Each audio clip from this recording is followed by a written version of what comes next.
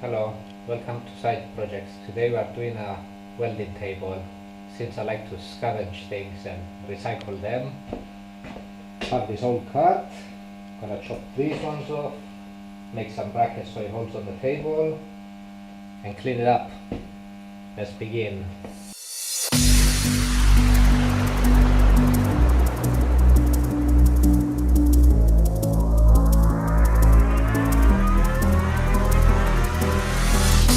Don't wanna be the only fighter in this battle of the sand. I don't wanna be the lone survivor. Truck is all the safety gear. It's relatively clean. I'm gonna wipe down and make some tabs to stay under the table.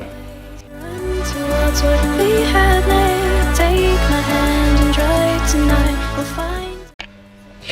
Yeah, welded these tabs because the top part is a bit bigger, so from the center I'm gonna put some screws here, and whenever I want I can remove them.